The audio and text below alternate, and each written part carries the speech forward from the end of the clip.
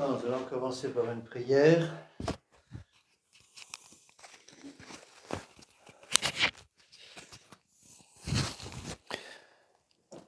Au nom du Père et du Fils et du Saint-Esprit, ainsi soit-il. Venez, Esprit Saint, remplissez le cœur de vos fidèles et allumez en eux le feu de votre amour. Envoyez votre Esprit, Seigneur, et se fera une création nouvelle, et vous renouvellerez la face de la terre. Prions. Ô Dieu qui avez donné envoyer votre Esprit sur ce monde, donnez-nous par ce même Esprit de comprendre et d'aimer ce qui est bien, de jouir sans cesse cette divine consolation pour le même Jésus-Christ notre Seigneur.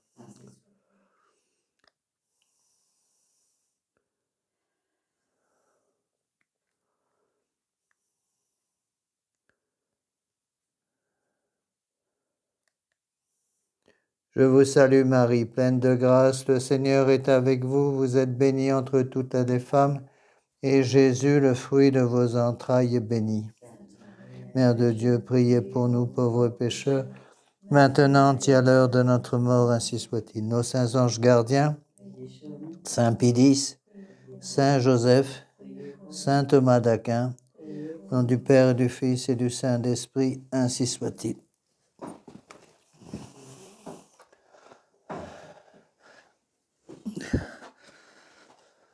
Alors nous allons continuer ce cycle de conférences, je vous rappelle, sur les actes du magistère, c'est-à-dire le magistère, rappelez-vous ce que j'ai déjà expliqué, le magistère, c'est l'enseignement. Trois fonctions dans le pape, l'enseignement, la sanctification, le gouvernement. Alors, je vous rappelle que il est important pour les gens qui écoutent sur le site internet, qui écoutent ces conférences, de les travailler. On n'arrive pas à comprendre ces choses-là sans travailler. Nous avons dû au séminaire beaucoup travailler pour bien connaître ces choses. C'est la même chose pour les fidèles. Il faut qu'ils travaillent. Donc je conseille beaucoup, je sais bien que ce n'est pas toujours possible pour tous ceux qui ont le temps, d'écouter 2 fois les conférences. Une première fois pour avoir une idée de ce qui se passe, une deuxième fois pour que ça rentre plus profondément dans les mémoires et les intelligences. Alors, je ferai toujours la même chose, c'est-à-dire qu'au début du cours, pendant 5 à 10 minutes, je reprends le cours précédent. J'aime beaucoup faire ça, c'est-à-dire pour remettre un peu l'état de la question là où on s'est arrêté, je reprends le cours précédent, je résume très rapidement pour qu'on puisse suivre plus facilement. Alors, la difficulté est la suivante. Il est très difficile pour nos esprits modernes, à cause de la contamination que nous avons tous subie du libéralisme, par le libéralisme ambiant, il est difficile pour nous, il faut bien avouer ce qui est, de comprendre certaines choses. Ces choses étaient évidentes auparavant, elles ne le sont plus. Je vais vous donner quelques exemples. Il y a certaines phrases qui étaient évidentes au XIXe siècle, ou au temps où ces textes étaient écrits, qui sont pratiquement incompréhensibles aujourd'hui. C'est pour ça que je commence par une longue introduction pour essayer de vous aider à bien avoir les éléments dont vous avez besoin intellectuellement parlant, afin d'accepter l'enseignement des papes. L'enseignement toujours des papes. Donc il y a pas simplement une acceptation intellectuelle, de comprendre intellectuellement, mais aussi de comprendre moralement. Pour un exemple, si je vous cite comme ça une phrase du pape Pie IX, pourtant infaillible, de 1864, dans le Quanta Cura, qui dit que la liberté de conscience est une liberté de perdition et une insanité, même certains de nos fidèles vont dire quand même c'est un peu exagéré. Bon. Si je vous cite d'autres exemples, si je vous donne par exemple certains passages du syllabus de Pie IX, par exemple qui dit les hommes ne peuvent pas embrasser et professer la religion qu'ils auront réputée vraie d'après la lumière de la raison. Ou si je vous dis, en suivant le pape Pie IX, les hommes ne peuvent pas trouver le chemin du salut éternel et obtenir ce salut éternel dans le culte de n'importe quelle religion. Ou si je vous dis, en suivant Pie IX, on ne peut pas avoir confiance dans le salut éternel de tous ceux qui ne vivent pas dans le sein de la véritable Église du Christ. Eh bien, ces phrases-là semblent trop dures aujourd'hui. Donc, il faut arriver à réapprendre en quelque sorte à utiliser son intelligence, sa volonté, sa mémoire pour se remettre dans l'état d'esprit qui est celui de l'esprit de l'Église. Ces textes du pape Pie IX sont couverts par l'infaillibilité pontificale. Qui dit infaillibilité dit éternité. Quelque chose qui est infaillible est éternel.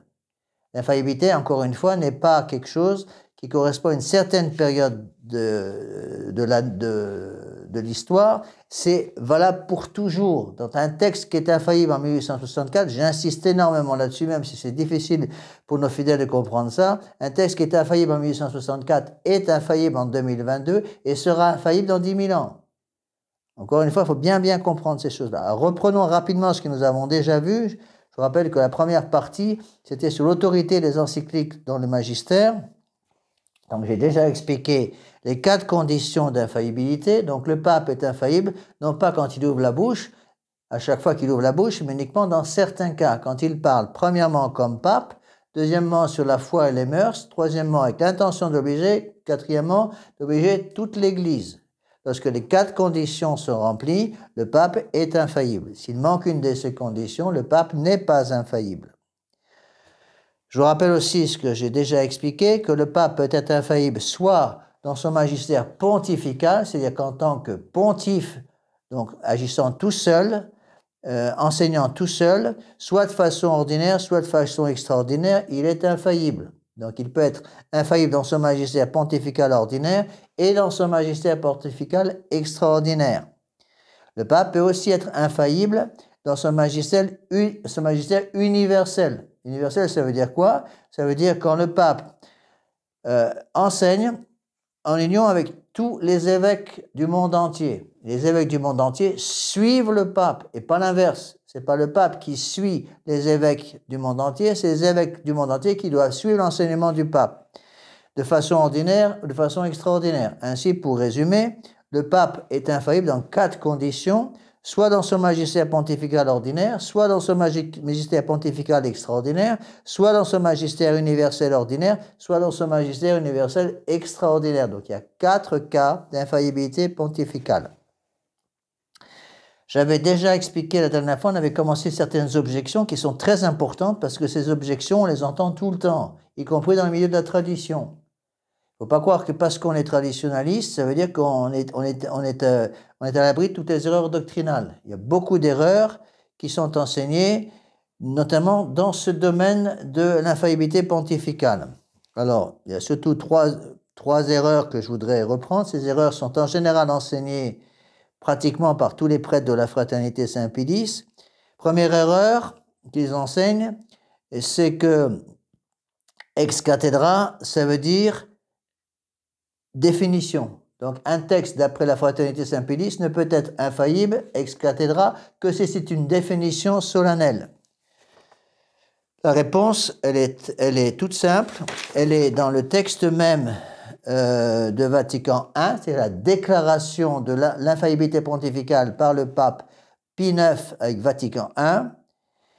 Voilà ce qu'il est dit. Je vous rappelle ce texte qui est essentiel. On doit croire de foi divine et catholique toutes les vérités qui sont contenues dans la parole de Dieu, écrites ou transmises par la tradition, et que l'Église, soit par un jugement solennel, soit par son magistère ordinaire et universel, propose comme divinement révélé. Bon, ça, c'est quelque chose donc de très important à comprendre.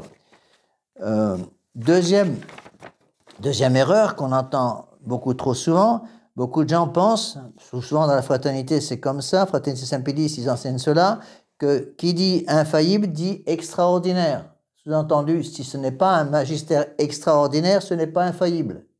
Je viens de vous expliquer que l'infaillibilité du pape couvre aussi le magistère ordinaire. On l'a déjà vu, c'est le texte, un texte très important. Il y a 2 textes à bien connaître dans ce domaine. Il y a d'abord le texte du pape Pie XI, qu'on verra plus tard, Mortalium Animos, voilà ce qu'il dit. Le magistère de l'Église, établi ici-bas d'après le dessein de Dieu pour garder perpétuellement intact le dépôt des vérités révélées et en assurer la connaissance aux hommes, s'exerce chaque jour par le pontife romain et les évêques en communion avec lui. Donc l'Église explique bien que le magistère de l'Église ne s'exerce pas que de façon extraordinaire dans la définition solennelle, mais aussi chaque jour. Ça, c'est quelque chose d'absolument fondamental à comprendre. On peut aussi utiliser un texte de l'Écriture sainte, Saint Matthieu, chapitre 28, versets 18 et 20. Voilà ce que dit notre Seigneur Jésus-Christ lui-même. « Toute puissance m'a été donnée dans le ciel et sur la terre.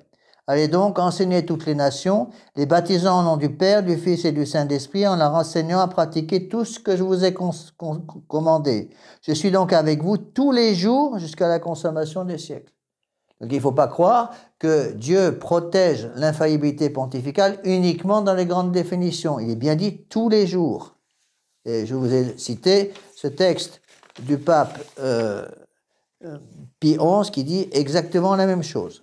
Donc il faut que les choses soient très claires dans ce domaine.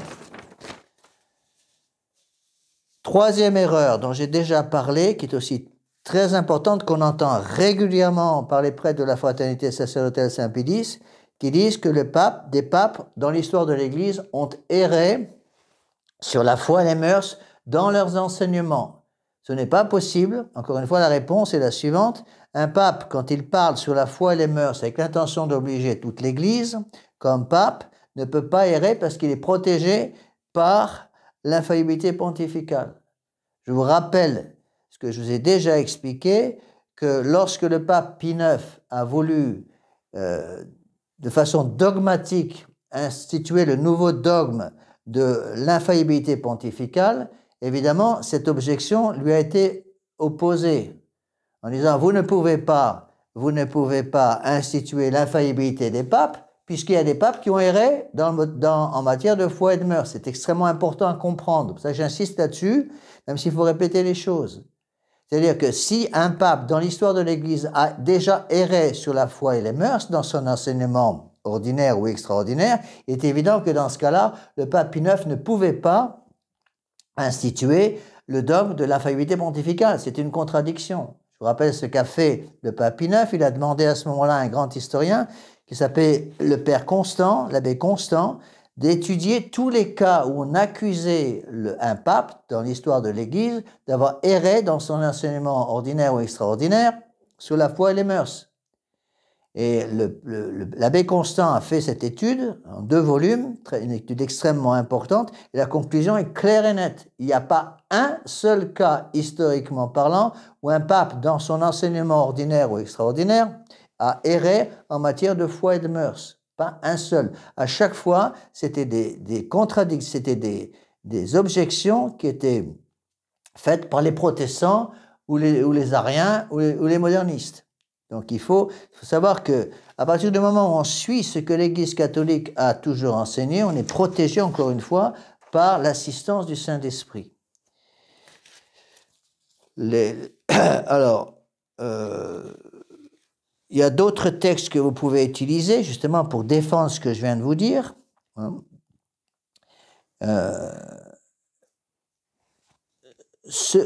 Un texte essentiel que je vous ai déjà cité, qu'il faut reciter ici-bas. Allez dans le monde entier, dit notre Seigneur, prêchez l'évangile à toute créature. Celui qui croira et sera baptisé sera sauvé, celui qui ne croira pas sera condamné. C'est un texte fondamental pour bien nous faire comprendre qu'on n'est pas libre de croire ce que l'on veut. On doit croire ce que l'Église catholique a toujours enseigné, et celui qui ne croira pas sera condamné, nous dit notre Seigneur. Donc, il n'y a pas de liberté de conscience, nous verrons ça plus tard. Il y a d'autres textes que je vous ai déjà en partie cités, je vous les recite pour que les choses soient claires. Un texte de Saint Luc, « J'ai prié pour toi afin que ta foi ne défaille pas », texte à Saint Pierre.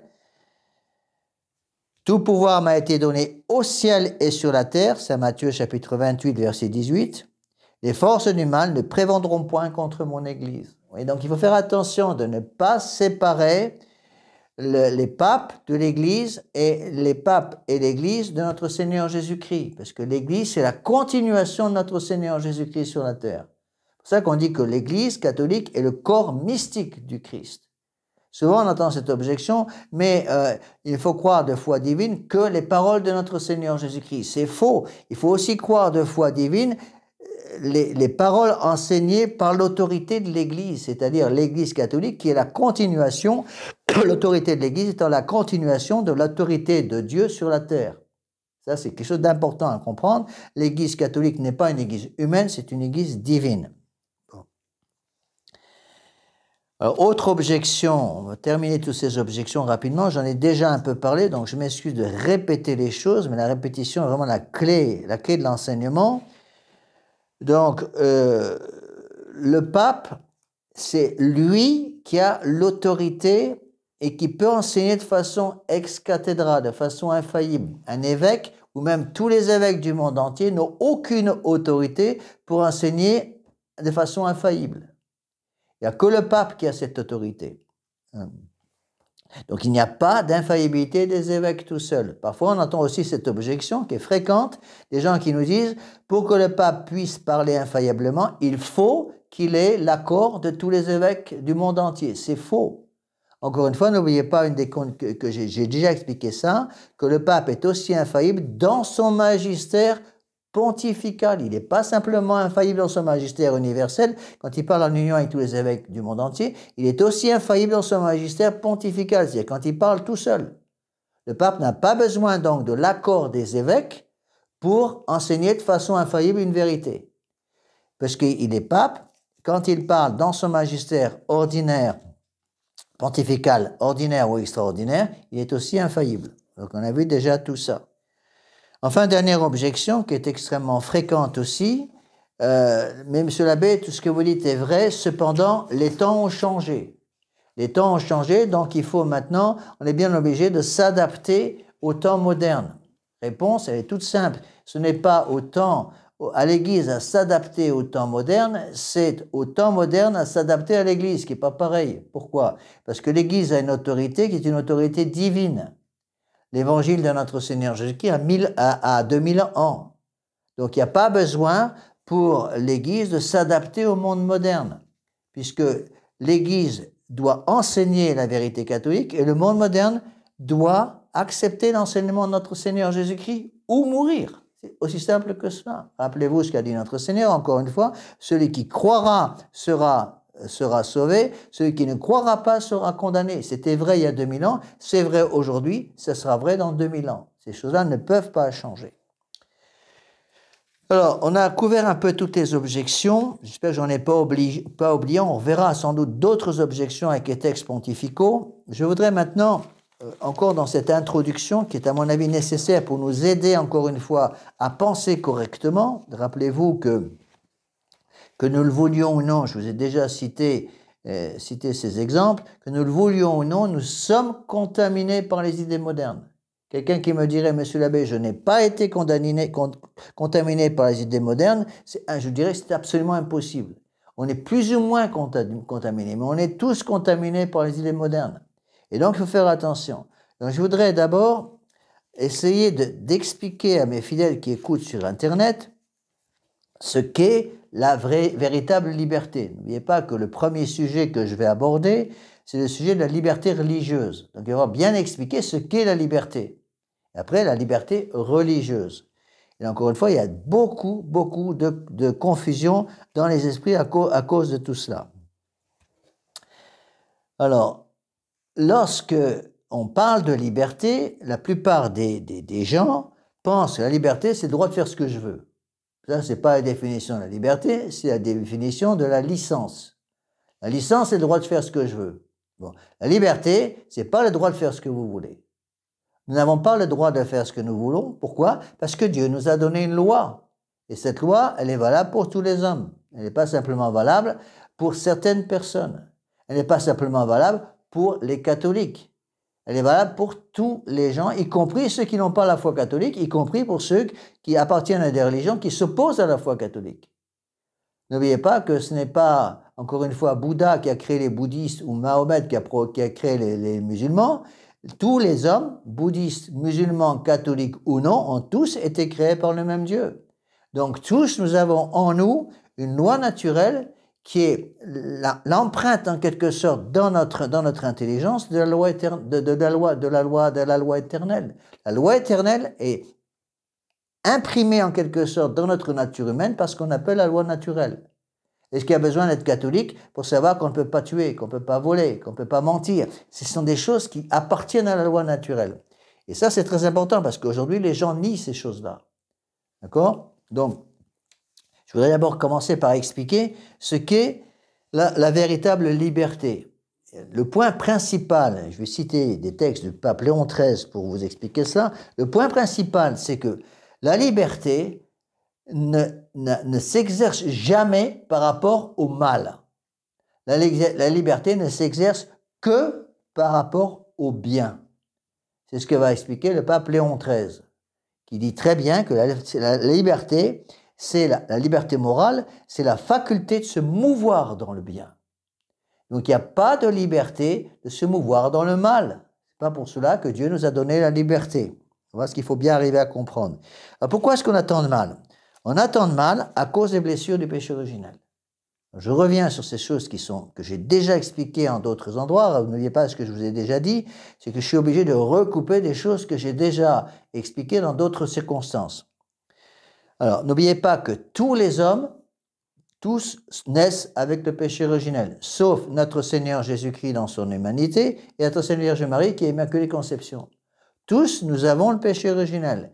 Même ceux qui sont baptisés gardent en eux, non pas le péché originel qui est effacé effectivement par le baptême, mais les conséquences du péché originel. Le baptême efface le péché originel, mais pas des conséquences sur les pouvoirs de notre âme, sur les fonctions de notre âme, ce qui fait que notre intelligence, notre volonté, l'irascible, c'est le pouvoir de combat que nous avons en nous, les concupiscibles, les désirs que nous avons en nous, tout ça est blessé par le péché originel. Et même le baptême n'efface pas ces blessures. C'est-à-dire que notre intelligence, notre volonté, notre concupiscible et notre irascible sont blessés par le péché originel. C'est pour cela qu'on a tellement de mal à comprendre ces choses-là. Alors, je vous rappelle ces quatre blessures. L'ignorance, qui est certainement la plus importante. L'ignorance, c'est au niveau de l'intelligence. Notre intelligence est blessée par l'ignorance. Nous sommes tous ignorants. Qui dit ignorance dit nécessité d'étudier. Qui dit ignorance dit nécessité pour l'enseignant de répéter constamment les mêmes choses. Je vous ai déjà dit qu'il faut répéter 70 fois à peu près les choses aux enfants pour que ça rentre dans une cervelle d'enfant. Pour les adultes, il faut sans doute encore plus. Donc, première chose, c'est l'ignorance. Nous sommes tous des ignorants. Deuxième chose, c'est la malice de la volonté. La malice de la volonté, notre volonté qui a pour objet formel le bien, a une tendance à ne pas aller directement à son but, mais à se contourner un peu comme un serpent. Il y a une espèce on donne comme exemple de malice de la volonté, évidemment, le mensonge, le vol. Tout ça sont des conséquences de la malice de la volonté. Ensuite, il y a également la faiblesse. La faiblesse dans l'irascible. L'irascible, c'est un pouvoir que nous avons de combattre contre nos ennemis. Nous avons des ennemis. Surnaturellement parlant, on a le démon, bien sûr, on a le monde, mais on a aussi surtout nous-mêmes. Le pire ennemi, notre pire ennemi, c'est nous-mêmes. Bon. Et donc, il y a, malheureusement, même après le baptême, pour chacun d'entre nous, il y a cette faiblesse dans l'irascible qui nous pousse à désobéir au bon Dieu. Et enfin, il y a dans le concupiscible, c'est un pouvoir que nous avons de désirer les choses. Il y a dans ce concupiscible encore une blessure qu'on appelle la concupiscence. Il ne faut pas mélanger les deux choses. Le concupiscible, c'est un pouvoir que Dieu a donné à tous les hommes de désirer les choses. Mais à cause du péché originel, ces désirs deviennent déraisonnables. Et donc, on va tomber dans la concupiscence. La concupiscence, c'est quoi? C'est le désir déraisonnable de quelque chose qui pourrait être bon en soi. Par exemple, manger est nécessaire pour la vie. On ne peut pas vivre sans manger. Bon, mais si ce n'est pas contrôlé par la raison, je vais trop manger. On tombe dans la gourmandise. Et c'est pareil pour tout le reste. Bon, le bon Dieu a voulu, par exemple, il a donné l'état de mariage pour la reproduction du genre humain. Il faut que ça soit réglé par la raison, par la foi. Bon, il est évident que si la raison ne règle plus tout ça, eh bien on va tomber dans tous les péchés d'impureté. Donc, ceci est très important à comprendre. Il faut comprendre donc que la liberté en tant que telle, là je vais beaucoup vous surprendre, mais c'est l'enseignement de saint Thomas d'Aquin, la liberté est une imperfection, contrairement à ce qu'on croit. On croit tous et toujours que la liberté est quelque chose de parfait. Non, la liberté est une imperfection. Je donne toujours le même exemple pour aider à comprendre ces choses-là. La liberté est une imperfection dans le sens que la liberté nous donne le pouvoir de perdre des choses qui sont bonnes. L'exemple classique, c'est les élus au ciel.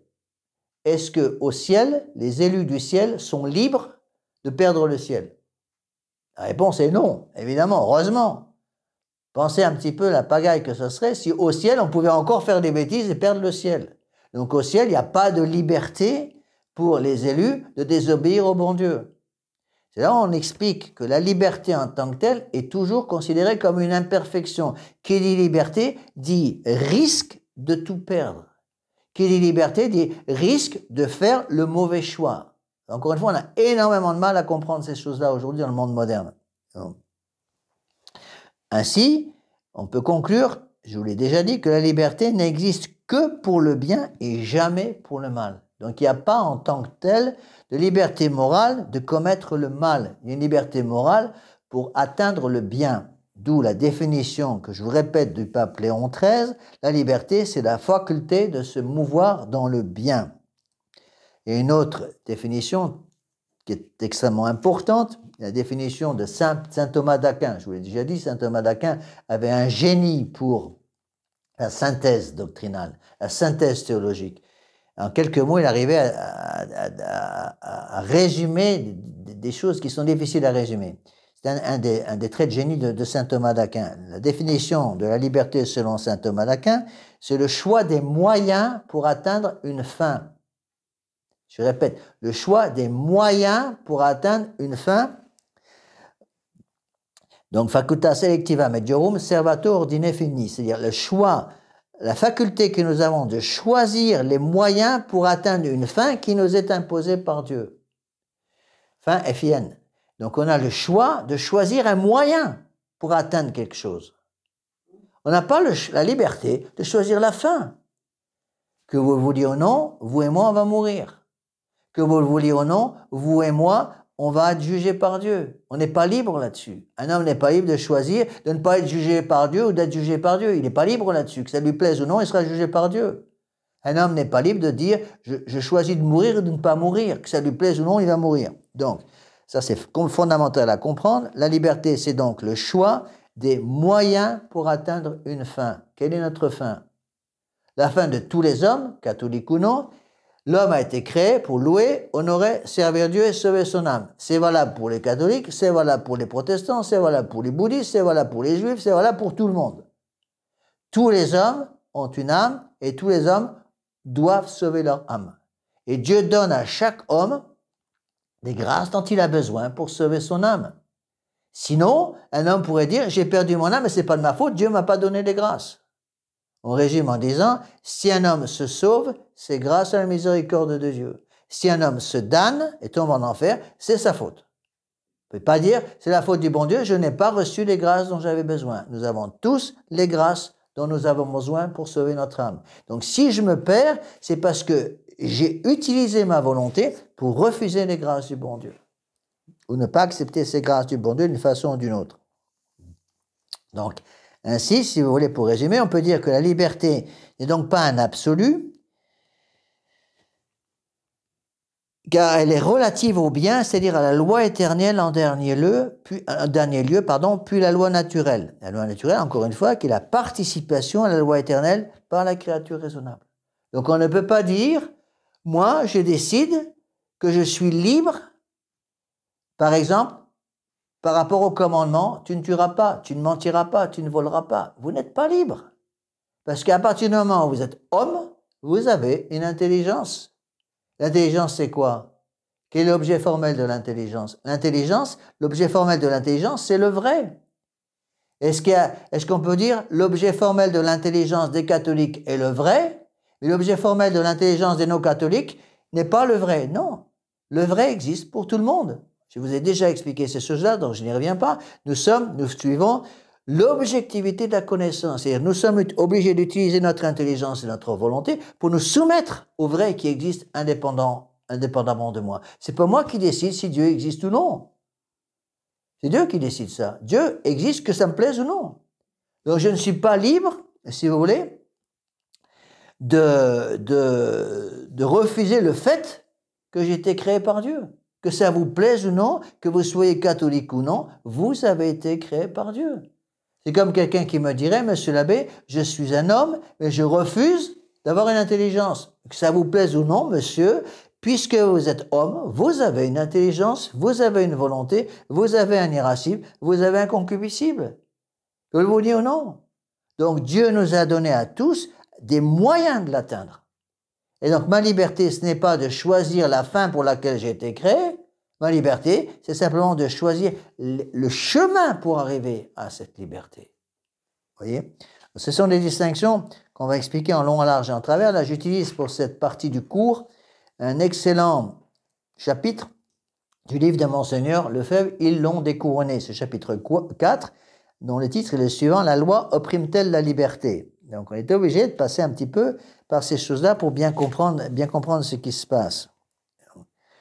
Donc, toute loi, quelle qu'elle soit, inclut donc un respect de l'ordre. C'est ce qu'on appelle le don d'intégrité. Hein. Donc, Adam et Ève, avant le péché originel, n'avaient pas de problème pour suivre l'ordre, parce qu'ils avaient en eux un don spécial qu'on appelle un don préternaturel. Ils avaient l'impassibilité, ils avaient l'immortalité, la science infuse et l'intégrité. L'intégrité, ça veut dire quoi? Ça veut dire qu'il y avait un ordre dans leur âme. Il y a un ordre entre Dieu, l'intelligence, la volonté et les passions. Le problème, c'est qu'avec le péché originel, ce don d'intégrité a complètement disparu pour chacun d'entre nous, sauf pour la très sainte Vierge Marie, notre Seigneur Jésus-Christ. J'ai déjà expliqué. Donc, puisque nous n'avons plus le don d'intégrité, il y a chez nous un désordre. À cause du péché originel, même chez les baptisés, j'insiste, à cause des conséquences du péché originel pour chacun d'entre nous, les conséquences qu'on appelle les blessures du péché originel que j'ai déjà expliquées, il y a un désordre qui s'est introduit dans notre âme. Et à cause de ce désordre, il y a une révolte constamment en nous. Donc on a un choix. Soit on suit la révélation qui nous remet dans l'ordre, soit on suit notre volonté propre et on tombe dans la révolution, c'est-à-dire un désordre. Soit il y a un ordre, révélation, soit il y a un désordre, révolution. Ce n'est pas tout à fait la même chose. Il faut bien que les choses soient claires. Donc, soit je suis la volonté divine, c'est l'ordre de la révélation, soit je suis ma volonté propre, c'est l'ordre de la révolution. Donc, c'est ce que dit le pape Léon XIII. La loi, la liberté consiste donc en ce que, par le secours des lois civiles, nous puissions aisément vivre selon les prescriptions de la loi éternelle. Ça, c'est capital. À quoi servent les lois civiles? Les lois civiles doivent nous aider à vivre selon les prescriptions de la loi éternelle. C'est-à-dire, les lois civiles ont aussi pour but de nous aider à suivre la loi du bon Dieu. Bien sûr qu'il y a des lois civiles qui ont en soi rien à voir avec la loi du bon Dieu. Par exemple, des lois purement matérielles. Bon, pour savoir si on décide de conduire à droite ou à gauche selon les pays dans lesquels on est. En Australie, on conduit à gauche, en France, on conduit à droite. Ça, ce sont des lois qui n'ont rien à voir en soi avec la loi naturelle. D'accord? Et dès qu'on parle de loi naturelle, ce sont des choses déjà complètement différentes. Voilà, donc il faut bien comprendre ces choses-là. Alors, avant le péché originel, Adam et Ève avaient l'usage de la liberté sans danger. Ils pouvaient utiliser leur liberté sans danger parce que, justement, il y avait un ordre qui était dans leur vie, bon, avant le péché originel. Parce qu'à ce moment-là, leur intelligence, leur volonté, l'irascible, le concupiscible, tout était parfaitement ordonné par Dieu. Avec le péché originel, cet ordre a disparu. Donc, ils ont perdu le don d'intégrité. Il y a un désordre qui s'est introduit, c'est la difficulté pour nous. Donc, avant le péché originel, l'usage de liberté pouvait se faire sans danger. depuis le péché originel, l'usage de la liberté devient dangereux pour nous si je me refuse à utiliser cette liberté pour choisir le meilleur moyen pour atteindre la fin. La grosse tentation pour nous, c'est laquelle? La grosse tentation pour nous, c'est de choisir la fin pour laquelle j'ai été créé. Vous voyez, il faut bien comprendre ces deux choses. La fin et les moyens. Je suis obligé d'aller au ciel. D'accord? On est tous obligés d'aller au ciel. On est tous tenus à sauver notre âme. Que ça nous plaise ou non, c'est comme ça. On est sur la terre pour ça. Vous êtes sur la terre, vous et moi, pour sauver notre âme. Est-ce que je vais sauver mon âme contre ma volonté? Non, parce que Dieu ne veut pas être adoré par des robots et je suis libre. Malheureusement, j'ai une certaine liberté pour accepter ou refuser le bon Dieu. Bon. Mais pour aller au ciel, j'ai plusieurs moyens. Je peux aller au ciel, par exemple, pour les gens mariés, ils vont au ciel dans l'état de mariage. Il y a des gens qui vont au ciel comme célibataires. Il y a des gens qui vont au ciel comme religieux, avec les vœux de pauvreté, de chasteté, d'obéissance. Bon, chacun peut choisir les moyens pour aller au ciel. Il ne peut pas décider, je refuse catégoriquement, après la mort, d'être face à Dieu. Je ne crois pas en Dieu, que ça me plaît pas. Je n'accepte pas l'existence du bon Dieu. Je réponds toujours à cette objection quand elle m'est faite, que ça vous plaise ou non, monsieur, que ça vous plaise ou non, le jour de votre mort, vous verrez Dieu, d'une certaine façon, puisque vous serez jugé par lui. Ça vous plaise ou non? Quelqu'un n'est pas libre de dire « Je refuse catégoriquement l'existence de Dieu, donc je refuse d'être jugé par Dieu le jour de ma mort. » Réponse impossible. Pourquoi? Parce que vous n'êtes pas libre pour ça.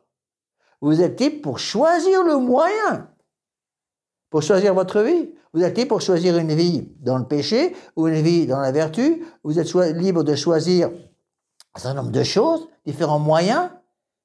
Mais strictement parlant, la liberté que le bon Dieu vous a donnée, ce n'est pas la liberté de vivre dans le péché. Le bon Dieu nous a donné une liberté pour atteindre la fin pour laquelle j'ai été créé, à savoir le ciel. Alors, c'est un petit peu compliqué souvent à comprendre ces choses-là. Donc, avec le péché, l'usage de ma liberté peut devenir complètement suicidaire. Si je n'ai pas cette obligation à la fin par une règle volontaire imposée par l'autorité, c'est-à-dire qu'il n'y a pas de liberté sans loi.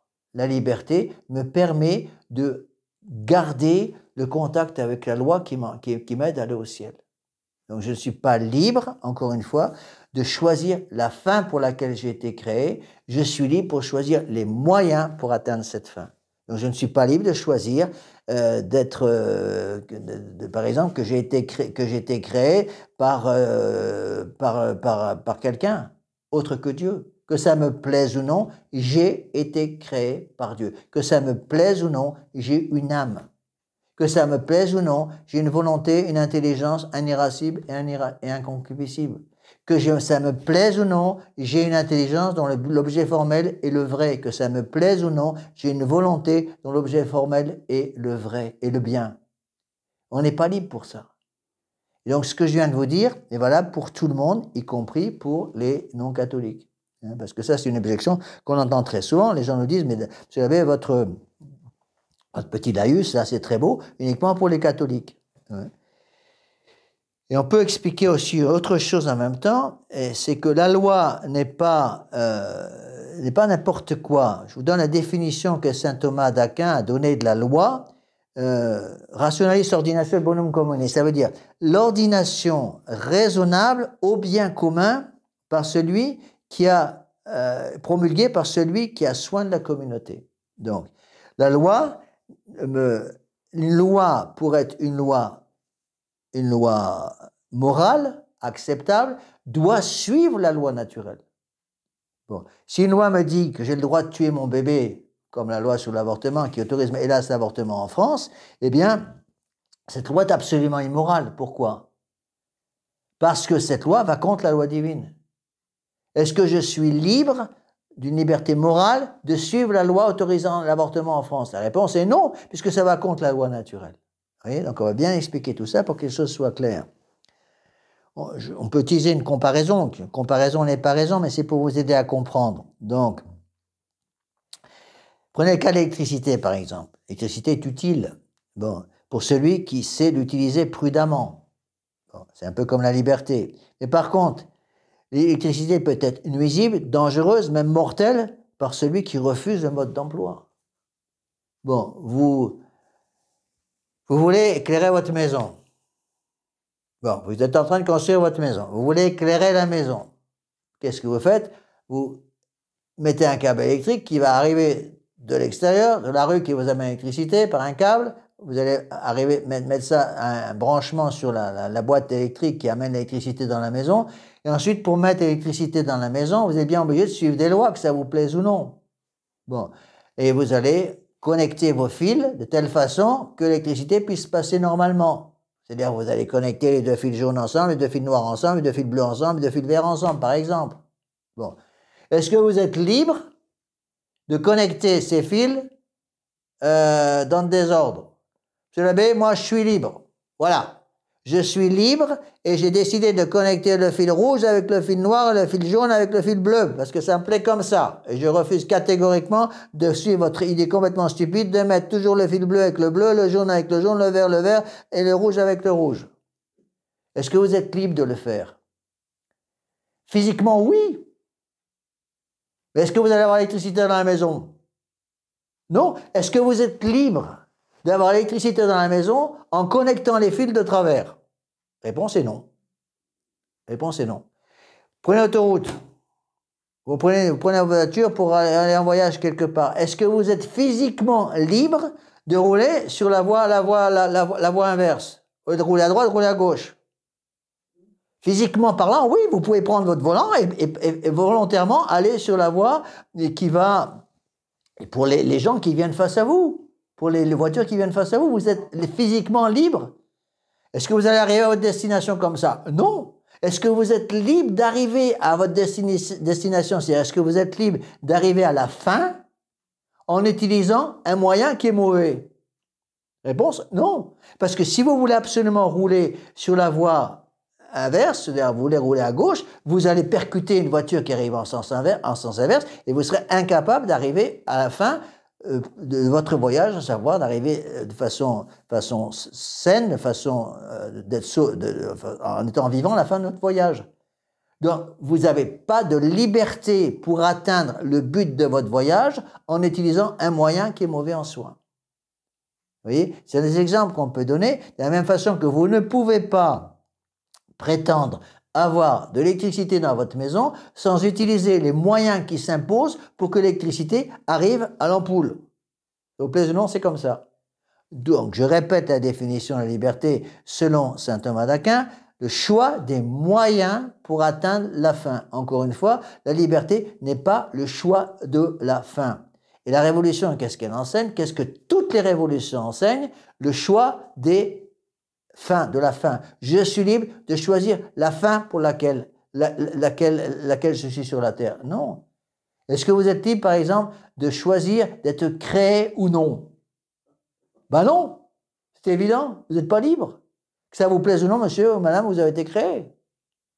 Est-ce que je suis libre de choisir d'avoir été créé par Mahomet ou par Bouddha? Non. Vous n'êtes pas libre parce que ça vous plaise ou non, que vous soyez bouddhiste ou musulman, vous avez été créé par Dieu. Est-ce que je suis libre de prétendre être homme et de ne pas avoir d'intelligence? Est-ce que je suis libre de prétendre être homme et de ne pas avoir de volonté? La réponse est non. Que ça vous plaise ou non, à partir du moment où vous avez la nature humaine, vous avez dans votre âme, les quatre puissances de votre âme, l'intelligence, la volonté, l'irascible et le concupiscible. Est-ce qu'il est possible d'avoir une personne qui est homme et qui n'ait pas ses pouvoirs? L'intelligence, de volonté, l'irascible et concupiscible. Non, c'est absolument impossible. Il peut y avoir des cas tout à fait anormaux, comme par exemple, imaginez un enfant, par exemple, un bébé, ça c'est quelque chose de parfaitement normal, il a une intelligence, est-ce qu'il est capable de l'utiliser? Non, pas encore. De même qu'il peut y avoir des cas tout à fait anormaux, extraordinaires, d'une personne qui, pour une raison médicale, n'aura jamais un développement normal de son intelligence. Prenez par exemple un enfant qui a la trisomie 21, qui est un mongolien, bon, il n'aura pas l'usage normal de son intelligence. Mais ça, c'est des cas pathologiques, littéralement. Donc c'est ça qu'il faut arriver à se mettre dans la tête, c'est ça le plus difficile à mettre dans la tête surtout des jeunes. Je ne suis pas libre de choisir la fin pour laquelle j'ai été créé. Je ne suis pas libre de choisir d'être créé ou non, que ça me plaise ou non, j'ai été créé, que ça me plaise ou non, j'ai été créé par Dieu, que ça me plaise ou non, j'ai une âme, que ça me plaise ou non, Dieu a mis dans mon âme l'intelligence, la volonté, l'irascible et le concupiscible, et que ça me plaise ou non, je dois utiliser ces puissances de mon âme pour atteindre la fin pour laquelle j'ai été créé, à savoir Dieu. Et compris ça, ça change déjà tout. Et c'est dans ce sens-là, une fois qu'on a compris ces choses-là, qu'on peut comprendre les textes, par exemple, du pape Pie IX, qui condamne la liberté de conscience comme étant une liberté de perdition et d'insanité. Une fois qu'on a expliqué ces choses-là, on peut comprendre. Avant, on ne peut pas. Donc, vous êtes, encore une fois, la liberté de conscience. Reprenons l'exemple de la liberté.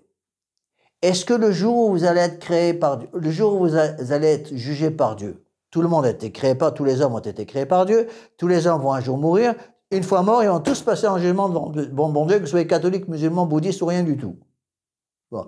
Est-ce que vous êtes libre à ce moment-là de dire au bon Dieu, voilà mon Dieu, moi je suis musulman, donc je vous demande de me juger selon la loi de Mahomet et la conscience de Mahomet? Non. Parce que ça vous plaise ou non, le musulman, comme tous les autres, il va se retrouver devant Dieu et il va être jugé selon la loi de Dieu. Pas la loi de Mahomet. Bon, c'est la même chose pour tout.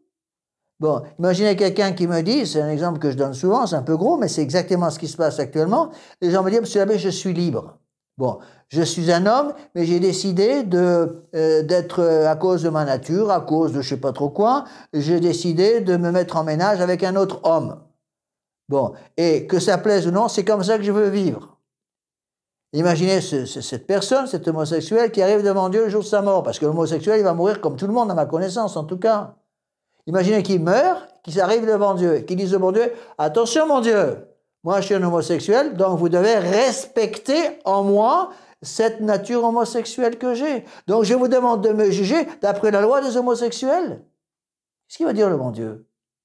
Il va vous dire, pas question, tu as été créé par moi selon, et tu vas être jugé selon ma conscience, pas ta conscience. Imaginez une personne, autre exemple, une personne qui était mariée, et qui a envoyé promener sa femme ou son mari, qui est marié et qui s'est mis en ménage avec quelqu'un d'autre. Bon, il arrive devant Dieu, parce que cette personne va mourir comme tout le monde. Voilà mon Dieu, j'ai été marié plusieurs fois, une fois religieusement, mais comprenez, la femme que j'avais ne me plaisait pas beaucoup, alors j'en ai pris une autre, je l'ai empruntée au voisin, j'ai oublié de la lui rendre. Donc je vous demande de respecter et de me juger selon ma conscience. Qu'est-ce qu'il veut dire le bon Dieu? Il va vous dire, il va dire à cette personne, je t'ai créé avec une intelligence, une volonté, un irascible, un concupiscible, et tu vas être jugé selon ma conscience divine, pas selon la tienne. Vous voyez, donc on n'a pas le droit, le jour de notre mort, de dire au bon Dieu, vous allez me juger selon ma façon de voir les choses. Autre exemple, je peux vous en donner plusieurs pour être sûr que vous compreniez bien, parce que ça c'est capital. Imaginez une maman qui est malheureusement tombée 5 fois dans l'horreur de l'avortement, qui a tué 5 bébés, par exemple. C'est un exemple que je donne. Bon, elle ne peut pas dire en arrivant devant le bon Dieu, parce que cette maman va aussi mourir comme tout le monde, elle va être jugée par le bon Dieu. Elle ne peut pas dire en arrivant devant le bon Dieu, mon Dieu, vous me jugez juste après ma conscience. Ma conscience me dit que j'avais le droit de tuer mes bébés. J'en ai tué 5, et c'est ma conscience qui me dit que j'avais le droit de le faire, et je vous demande de me juger selon ma conscience à moi. Ce qu'il veut dire le bon Dieu. Il va vous dire, je t'ai créé avec une nature humaine, et tu vas être jugé selon ma conscience divine. Et ma conscience divine me dit, tu ne tueras pas. Vous voyez? Donc il n'y a pas de liberté de la fin, il y a une liberté des moyens. Alors ça, c'est pas facile à rentrer. Il faut absolument que ça rentre d'une façon ou d'une autre. Donc la loi va donc permettre l'usage de la liberté, car elle nous empêche en quelque sorte de nous détruire. Sauf si nous étions des robots. Bon, on n'est pas des robots, le bon Dieu ne veut pas être servi et adoré par des robots. Il y a des groupes. Quand j'étais aux États-Unis, il y avait un groupe politique qui s'appelait les libertariens. Les libertariens, pas comme on dit en français, les libertariens Prenez la liberté comme une fin en soi. Chacun est libre de faire ce qu'il veut. Vous pouvez empêcher personne d'agir selon sa conscience. Donc vous suivez la conscience. Si ma conscience me dit que j'ai le droit de faire telle chose, je le fais. Non. Pourquoi? Parce qu'il y a quelqu'un au-dessus de notre conscience qui nous indique ce qu'il faut faire. C'est ça qu'il faut expliquer aux jeunes d'aujourd'hui, parce que les gens, on arrive à perdre complètement le bon sens aujourd'hui. Regardez ce qui se passe avec la théorie du genre et tous ces trucs-là. Imaginez un jeune de 15-16 ans qui vient me voir et qui me dit « Monsieur Lebey, voilà, biologiquement, je suis un homme, mais j'ai décidé de devenir une femme. Bon, est-ce que j'ai le droit de le faire? Parce que je me sens femme. » Qu'est-ce que je veux dire? Je dis « Écoutez, monsieur, vous avez des milliards de cellules dans votre corps, on va regarder qu'est-ce qui se passe dans votre noyau de la cellule. Quel est votre karyotype? Si vous avez un chromosome X, un chromosome Y dans chaque noyau de chacune de vos milliards de cellules, c'est que vous êtes un homme, que ça vous plaise ou non. Si vous avez 2 chromosomes X, que ça vous plaise ou non, vous êtes une femme. » Bon, eh bien, c'est ça qu'il faut expliquer aux jeunes. Et vous dites, vous savez, j'ai décidé, je me sens femme, donc je vais demander à ce qu'on m'appelle avec un prénom féminin, je vais commencer à m'habiller comme une femme. Non! Sauf si vous êtes biologiquement femme. À ce moment-là, oui. Vous voyez? Les jeunes vont me dire, ah, mais je suis libre. Mais non, vous n'êtes pas libre. Est-ce que vous êtes libre d'avoir choisi d'avoir 2 chromosomes X dans votre karyotype, c'est-à-dire dans vos chromosomes, ou est-ce que vous êtes libre d'avoir choisi un chromosome X et un chromosome Y? Le bon Dieu vous a demandé votre avis avant de vous créer. Vous avez demandé, monsieur, mademoiselle, madame, est-ce que vous préférez être un petit garçon ou une petite fille? Et je fais selon votre volonté. Pas du tout. Elle a été créée, il y en a qui ont 2 chromosomes X, ce sont des femmes. Il y en a qui ont un chromosome X, un chromosome Y, ce sont des hommes. Et c'est comme ça. Est-ce qu'il y a une liberté là-dedans? Aucune. Aucune, parce que, encore une fois, dans ce domaine-là, il n'y a pas de liberté. Vous voyez, c'est quelque chose d'important, parce qu'on a du mal à comprendre ces choses-là. Quand je dis aux gens, en citant saint Thomas d'Aquin, que la liberté est une imperfection, ils poussent des cris de putois en disant « Ah, monsieur l'abbé, la liberté, c'est extraordinaire. » La liberté est une imperfection, parce que qui dit liberté dit pouvoir de faire des bêtises. Quand il n'y a pas de liberté, il n'y a pas de pouvoir à faire des bêtises. Est-ce qu'un ange au ciel peut faire des bêtises? Non. Qu'une personne qui est au purgatoire peut faire des bêtises? Non, il ne peut plus. Est-ce qu'un homme sur la terre peut faire des bêtises? Hélas, oui. Vous voyez, ça c'est fondamental à comprendre. Donc, je résume tout avec ces 2 définitions essentielles. Définition du pape Léon XIII, la liberté et la faculté de se mouvoir dans le bien. Définition de saint Thomas d'Aquin, la faculté et le pouvoir de choisir entre les différents moyens que j'ai à ma disposition pour atteindre une fin qui m'est imposée de l'extérieur. Alors, évidemment, le problème, il est où? C'est que dans le monde moderne, on prétend avoir le droit de choisir sa fin. Pourquoi? Parce que les gens sont détruits par une fausse philosophie que j'ai déjà expliquée, donc j'y reviens pas, qui s'appelle le subjectivisme. Si le subjectivisme est la vérité, ça veut dire quoi? Ça veut dire qu'à chacun sa vérité. Si à chacun a le droit d'avoir sa vérité, à ce moment-là, la liberté de conscience est magnifique. Mais si je suis objectiviste, c'est-à-dire si je suis obligé de me soumettre à la vérité qui existe extérieurement, est-ce que j'ai la liberté? Non. Je n'ai pas de liberté de choisir la loi que je vais devoir suivre, parce que ça me plaise ou non, cette liberté m'a été donnée pour me soumettre volontairement à une loi qui vient de l'extérieur. Vous voyez comment, à la base de toutes ces erreurs qu'on entend constamment sur la notion de liberté, vous avez une grave erreur philosophique. Une grave erreur philosophique, je vous l'ai déjà expliqué, ça vient d'Emmanuel Kant, c'est le subjectivisme. À chacun sa vérité. Si au contraire je suis objectiviste, chacun est tenu de se soumettre à la vérité qui existe extérieurement. Donc Dieu a le droit de me dire, ça tu peux faire, ça tu peux pas faire. La loi des 10 commandements, qui nous l'a donnée? C'est Dieu. La loi des 10 commandements s'impose à tout le monde? Oui. Est-ce que y a quelqu'un qui peut dire, moi, la loi des 10 commandements, pour moi, ne s'applique pas? Est-ce que quelqu'un a le droit de dire ça? Non. Parce que la loi des 10 commandements s'applique à tous les hommes. Est-ce qu'un homme peut dire, la loi qui m'est imposée me dit, tu ne tueras pas, mais j'ai décidé, en utilisant ma volonté personnelle, de tuer. Est-ce qu'il peut le faire physiquement parlant? Physiquement parlant, oui. Bon, on va voir tout ça après, ce qu'on appelle la liberté physique. Il ne faut pas tout mélanger.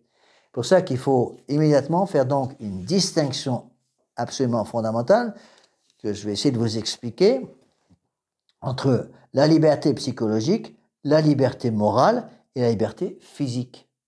Bon, pour reprendre l'exemple que je vous ai donné, est-ce que vous êtes physiquement libre de monter votre système électrique, les câbles électriques de votre maison en inversant les couleurs de vos câbles? Est-ce que physiquement vous avez le pouvoir de le faire? Oui, vous avez cette liberté physique.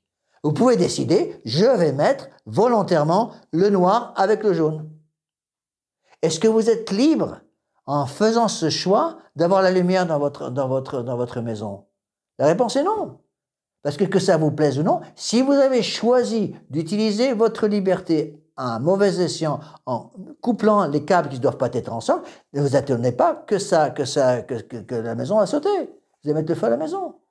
C'est pareil pour l'autre exemple que je vous ai donné, il faut bien comprendre ces choses-là. Est-ce que je suis libre de tourner le volant et de prendre l'autoroute à contresens? Physiquement, oui. Est-ce que je peux prendre l'autoroute à contresens et espérer arriver vivant à la maison? Bien sûr que non. Parce que si vous prenez l'autoroute à contresens, eh bien, vous allez avoir des conséquences. Le bon Dieu m'impose une loi. Par exemple, tu ne tueras pas, tu mentiras pas, tu voleras pas, tu ne prendras pas la femme de ton prochain. Est-ce que je suis personnellement libre d'un certain côté, physiquement libre, d'aller piquer la femme de mon prochain? Oui. Est-ce que je peux piquer la femme de mon prochain sans offenser Dieu? Non.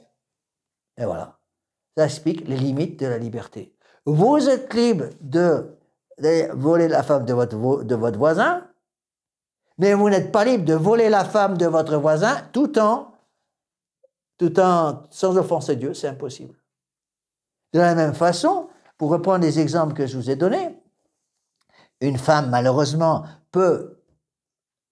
a une liberté, dans le mauvais sens du terme, de tuer son bébé par avortement, mais est-ce qu'elle peut tuer son bébé par avortement tout en plaisant au bon Dieu en même temps? C'est impossible, parce que Dieu a dit tu ne tueras pas. Vous voyez, ça c'est absolument fondamental à comprendre, et dans le monde moderne, ils ont tout fait pour mélanger tout ça, pour que les jeunes soient plus capables de comprendre ces choses-là. Et même avec nos fidèles, on a du mal. Quand j'explique à mes fidèles, vous n'êtes pas libre de faire ce que vous voulez. Ah, mais c'est ça la liberté. Non, monsieur, ce n'est pas la liberté, c'est la licence. Donc, encore une fois, même si je dois me répéter 25 000 fois, la liberté ne nous a pas été donnée pour nous mouvoir dans le mal, la liberté nous a été donnée pour nous mouvoir dans le bien. Donc, la liberté, Léon XIII, c'est le pouvoir de me mouvoir dans le bien. C'est pour cela que je suis libre. De même, je ne suis pas libre de choisir la fin qui m'est imposée, que ça me plaise ou non, j'ai une fin à remplir, à atteindre, et je suis libre au niveau des moyens, pas de la fin. On peut expliquer ces choses-là avec des termes tout simples. Quand les gens me disent « Monsieur l'abbé, je ne crois pas en l'enfer ». Quand quelqu'un me dit « Monsieur l'abbé, je ne crois pas en l'enfer », est-ce que vous êtes intellectuellement libre de dire « Je ne crois pas en l'enfer » ? Oui. Mais est-ce que vous êtes libre le jour où vous mourrez un tas de péchés mortels, pas de tomber en enfer? Non. Est-ce que vous êtes libre de dire, ici-bas sous la terre, notre Seigneur Jésus-Christ n'est pas Dieu? Oui. Strictement parlant, vous avez le droit d'utiliser votre intelligence à mauvais escient et de dire que notre Seigneur Jésus-Christ n'est pas Dieu. Mais est-ce que vous êtes libre le jour où vous êtes mort, que notre Seigneur Jésus-Christ ne soit pas Dieu? Bien sûr que non. Est-ce que ça vous plaise ou non, il est Dieu? Donc, il n'y a plus de liberté dans ce domaine-là. Vous voyez comme ces choses sont absolument fondamentales. On va essayer un petit peu d'expliquer tout ça. Ce sont des notions de philosophie qui sont nécessaires, encore une fois. Les gens me disent, monsieur l'abbé, pourquoi vous lancez dans ce cours de philosophie? C'est bien compliqué, votre truc. Mais comment voulez-vous comprendre la condamnation, par exemple, du pape Pie IX contre la liberté de conscience si vous n'avez pas compris ce que c'est que la liberté? Parce que quand je dis à des fidèles, même à des fidèles catholiques, même à des fidèles de tradition, est-ce que la liberté de conscience est une bonne chose? Ah oui, c'est une bonne chose, parce qu'on peut choisir ce qu'on veut. Non! La liberté de conscience est une insanité et une liberté de perdition. Ah, je ne suis pas d'accord. Vous n'êtes pas d'accord parce que vous n'avez pas compris ce que c'est que la liberté. Mais si j'explique aux gens et que j'arrive à leur faire rentrer dans la cervelle, ce qui n'est pas évident, que la liberté, c'est pas la liberté de se mouvoir dans le mal, mais la liberté de se mouvoir dans le bien, si j'explique aux gens que vous êtes libre de choisir les moyens et pas la fin, à ce moment-là, ils comprennent que la liberté de conscience est une insanité, une perdition. Une liberté de perdition. Vous voyez? Alors, voyons un petit peu maintenant ces trois formes de liberté. Je rappelle, trois libertés, donc il faut distinguer la liberté psychologique, qu'on appelle le libre arbitre, la liberté morale, qui concerne l'usage du libre arbitre, et la liberté physique, et la liberté d'action. Bon. Alors, on va tout de suite voir, d'abord commencer par la première, le libre arbitre. Alors, qu'est-ce que c'est que le libre arbitre? C'est ce qu'on appelle la liberté psychologique. Alors, je vous lis le texte ici que je suis, c'est un texte de Monseigneur Lefebvre, puisque Monseigneur Lefebvre a un don pour simplifier les choses compliquées. Bon. Monseigneur Lefebvre nous dit ceci: la liberté psychologique ou libre arbitre est propre aux êtres pourvus d'intelligence. Alors, attention, quels sont les êtres pourvus d'intelligence dans la création du bon Dieu? Il n'y a que deux catégories de gens qui ont une intelligence: les anges et les hommes. Point final. Est-ce qu'un chien a une intelligence? Est-ce qu'un dauphin a une intelligence? Non. Ils n'ont pas d'intelligence, pourquoi? Parce que qui dit intelligence dit quoi? Dit âme raisonnable. Est-ce qu'un dauphin ou un chien a une âme raisonnable? Non. Il a une âme végétative et il a une âme sensitive. Je crois que j'ai déjà expliqué ça dans le premier cours. Il a une âme végétative parce qu'il vit. Une salade, c'est vivant ou c'est mort? Une salade qui pousse dans votre jardin, elle est vivante ou elle est morte? Elle est vivante. Donc, est-ce qu'elle a une âme végétative? Oui, sinon, elle serait est-ce qu'une pierre dans un jardin a une âme végétative? Non, il n'y a pas de vie. Est-ce qu'un chat a une vie? Oui, un chat a une vie végétative et une vie sensitive. Est-ce qu'un chat est libre? Non, parce qu'il lui manque la partie raisonnable. Vous et moi, on a une intelligence. On a une âme sensitive, une âme végétative, une âme sensitive et une âme raisonnable. Donc l'âme raisonnable de l'homme est aussi végétative et sensitive. Dans un chat, il n'y a qu'une âme qui est sensitive et végétative. Dans un arbre, il n'y a qu'une âme végétative. Donc pour pouvoir avoir notre liberté, il faut avoir l'usage de l'intelligence. Est-ce qu'un chat peut avoir la liberté? Non. Est-ce qu'un dauphin peut avoir une liberté? Non. Donc quand les gens modernes vous disent « mon chien est super intelligent, les dauphins sont très intelligents », ils n'ont pas d'intelligence parce qu'ils n'ont pas d'âme raisonnable. On ne peut pas avoir d'intelligence, c'est-à-dire l'intelligence au sens que l'intelligence a pour nous, a pour objet formel le vrai. Un chien ne peut pas comprendre où est le vrai parce qu'il n'a pas d'âme raisonnable. D'accord? Donc ça, c'est très important. Je répète, la liberté psychologique ou libre arbitre est propre donc aux êtres pourvus d'intelligence qui ont la faculté de se déterminer vers tel ou tel bien indépendamment de toute nécessité intérieure, comme les réflexes, un instinct. Les chiens, ils ont des réflexes. Vous avez un chien, un bout de viande, il vient pour prendre la viande. C'est un réflexe. Bon. Le libre arbitre fait donc la dignité radicale de la personne humaine qui est de relever d'elle-même et donc d'être responsable, ce que l'animal n'est pas. Est-ce qu'un animal peut avoir une responsabilité morale? Non. Est-ce qu'un homme peut avoir une responsabilité morale? Oui. Donc tous les hommes ont une liberté psychologique, tous les hommes ont un libre arbitre. Bon, les hommes ne sont pas des robots. Bon, ils ont une liberté psychologique. Bon. Donc c'est la faculté de se déterminer vers tel ou tel bien, indépendamment de toute nécessité intérieure. Donc, j'insiste sur cette phrase de Monseigneur Lefebvre, c'est ça qui fait la dignité radicale de la personne humaine qui relève d'elle-même et qui est responsable de son choix. Hein? Donc il n'y a pas de libre arbitre, bien sûr, chez un animal. Est-ce que l'homme est un animal? Quelle est la définition de l'homme? Un animal raisonnable. La simple définition qu'on donne, l'homme est un animal raisonnable, dit qu'il peut exister des animaux non raisonnables. Un chat est un animal non raisonnable. Un homme est un animal raisonnable. Quelle est la différence entre un chat et un homme? La différence, c'est que le chat n'a pas d'âme raisonnable, donc est incapable d'atteindre le vrai, est incapable d'utiliser sa liberté ou non. Vous tendez un bout de viande à un chien, il va venir prendre la viande.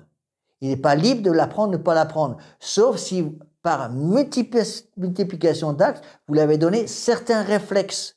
Encore une fois, ce n'est pas une preuve d'intelligence. Pas une preuve d'intelligence. Il y a des chiens qui sont formés comme ça, les chiens de garde par exemple, vont être formés. J'avais une fidèle quand j'étais aux États-Unis qui avait pour son métier, c'était très intéressant, elle avait comme métier, c'est une jeune femme, elle avait comme métier de former des chiens d'aveugles. Puis de détecter chez les chiens dans les nurseries pour chiens, de détecter les chiens qui seraient possibles d'utiliser après pour former les aveugles, pour aider les aveugles à circuler. C'est pareil pour les chiens de garde. Un chien de garde, un bon chien de garde, on va lui donner un réflexe de ne pas accepter la nourriture qu'on lui donne, sauf si la nourriture vient de son maître. De telle façon, un bon chien de garde, même qui a faim, il trouve un bout de viande sur le porche de la maison qu'il garde, est-ce qu'il va manger la viande? Non, parce que la viande peut-être a été mise sur le porche par un voleur qui a mis un somnifère dans la viande. Donc, le chien va manger la viande, va s'endormir, après je peux rentrer dans la maison et voler tout ce que je veux dans la maison. Donc un bon chien de garde est un chien qui va avoir le réflexe de ne pas manger la viande qui ne lui a pas été donnée par son maître. Et cette dame qui s'occupait de chiens d'aveugles m'a expliqué, on fait pareil avec les chiens d'aveugles, pour les protéger. Par exemple, on met de la nourriture pour le chien, il y a un mot-clé que le propriétaire du chien seul connaît pour dire au chien, vous pouvez manger. Elle m'a cité un cas, ils vendent un chien d'aveugle à un aveugle, et qui téléphone au bout de 2 jours en disant, mais mon chien, il mange rien. Et il est devant l'assiette qui contient sa pâtée, il ne mange pas. Il va mourir de faim, mon chien. Et la dame au téléphone lui dit, vous vous rappelez ce qu'on vous avait dit? Est-ce que vous avez prononcé le mot magique? Ah ben non, j'ai complètement oublié. Ben allez le prononcer, voir ce qui va se passer. Donc le chien était comme ça devant la pâtée. La dame a prononcé le mot magique et hop, le chien s'est jeté sur la nourriture. Est-ce que c'est une preuve d'intelligence? Non. C'est un instinct, c'est un réflexe qu'on peut conditionner. Une espèce de réflexe de Pavlov. Des réflexes de Pavlov sont des réflexes qu'on ne peut pas contrôler strictement parlant. Mais on peut, en multipliant certains actes, arriver à donner non pas une intelligence au chien, mais certains réflexes. Vous voyez? Bon, de même qu'un chien va obéir à ce que vous lui demandez, parce qu'il sait que s'il n'obéit pas, il va prendre un coup de bâton, par exemple. Bon, au contraire, il sait que s'il obéit à ce qu'on lui demande, eh bien, il va avoir une friandise, donc il va obéir. Mais est-ce qu'il obéit en sachant qu'il va obéir? Non, c'est un simple réflexe. Donc attention de ne pas dire, donc ne pas croire que des animaux sans raison, sans âme intellectuelle, sans âme raisonnable, peuvent avoir une intelligence. Un animal n'a pas d'intelligence. L'homme est un animal raisonnable. La différence entre un chat, un chien d'un côté, un homme d'un côté, c'est que le chat et le chien sont des animaux non raisonnables. L'homme est un animal raisonnable. Qui dit animal raisonnable dit pouvoir de décider. C'est ce qu'on appelle le libre arbitre. Tous les hommes ont le libre arbitre. Bon, même un bébé a un libre arbitre, il n'est pas encore capable de l'utiliser, mais il a un libre arbitre. Un libre arbitre, et attention à la phrase clé, le libre arbitre fait la dignité radicale de la personne humaine. C'est-à-dire, l'homme a le pouvoir en soi, dans sa nature, de faire quelque chose. Il ne fait pas les choses simplement par obligation. Il peut décider de faire quelque chose. Par exemple, un oiseau, au moment où le printemps arrive, il va construire son nid. Est-ce qu'il est libre de construire ou de ne pas construire son nid? Est-ce qu'un oiseau est capable de dire « Ah ben c'est le mois de mars, le soleil commence à briller, il faudrait que je construise mon nid, mais je n'ai pas envie de construire mon nid, donc je ne construis pas mon nid. » Est-ce qu'il peut faire ça? Non. Pourquoi? Parce que l'oiseau n'a pas de libre arbitre. Par contre, l'homme qui veut construire sa maison, Est-ce qu'il est libre de décider de construire sa maison ou de pas la construire de telle façon ou de telle façon? Oui. Pourquoi? Parce qu'il a un libre arbitre. Le libre arbitre, c'est donc le pouvoir de décider certaines choses. Le pouvoir, c'est la responsabilité d'une personne. Pour ça, on dit que l'homme est responsable de ses actes. Bon. Il y a des choses dont vous n'êtes pas responsable. Par exemple, est-ce que vous êtes responsable de vos rêves, strictement parlant? Est-ce que vous pouvez décider de rêver ou pas rêver? Est-ce que vous pouvez décider, voilà, cette nuit, pour économiser mes poumons, j'arrête de respirer pendant toute la nuit? Est-ce que vous êtes libre de faire ça? Bien sûr que non. Pourquoi? Parce que ce n'est pas des choses que vous pouvez maîtriser. Est-ce que vous, après un bon repas, est-ce que vous êtes libre de digérer ou de ne pas digérer? Ben non. Pourquoi? Parce qu'il n'y a pas de liberté pour ça. Vous voyez, c'est ce qu'on appelle le libre arbitre. Le libre arbitre, justement, c'est une possibilité de choix. On n'a pas le choix de digérer ou de ne pas digérer. Vous n'avez pas le choix pendant la nuit de respirer ou de ne pas respirer. Vous n'avez pas le choix d'arrêter votre cœur, que ça vous plaise ou non. Votre cœur va battre, j'espère, pendant toute la nuit. S'il ne bat pas, vous allez avoir des problèmes techniques assez rapidement. Vous voyez? Donc ça, c'est fondamental à comprendre. Donc ça, c'est la première forme de liberté. Vous voyez, il ne faut pas tout mélanger. Ce qu'on appelle la liberté psychologique, la liberté, le libre arbitre. Est-ce que les hommes ont un libre arbitre? Oui. Est-ce qu'un animal sans âme raisonnable a un libre arbitre? Non. Donc un chien n'est pas responsable de ce qu'il fait. Un chien vous mord, est-ce qu'il est responsable de ce qu'il a fait? Non. Si vous avez un Rottweiler qui commence à mordre tout le monde, on l'abat pour protéger les gens autour de vous. Est-ce que le chien est responsable? Non. Les gens vont dire, ah, c'est un méchant chien. Mais non, c'est pas un méchant chien, c'est sa nature, c'est tout. Bon, il a une nature comme ça, il mord les gens parce que c'est un chien qui a une certaine violence physique, il ne peut pas contrôler ces choses-là. Par contre, vous et moi, oui, on peut contrôler ces choses-là. On a le pouvoir de contrôler. Vous avez une tentation, par exemple, imaginez un homme. Un homme a une tentation de boire toute la bouteille de vin ou d'en boire qu'un verre. Est-ce qu'il est libre de boire toute la bouteille de vin ou de ne boire qu'un verre de vin? Strictement parlant, il a la liberté psychologique de boire la bouteille complète, s'enivrer, ou de boire qu'un verre de vin. D'accord? Bon. Après, est-ce que l'homme est capable, après on va passer à une autre forme de liberté, est-ce que l'homme est capable de boire toute la bouteille de vin sans être responsable de ce qu'il fait? Réponse?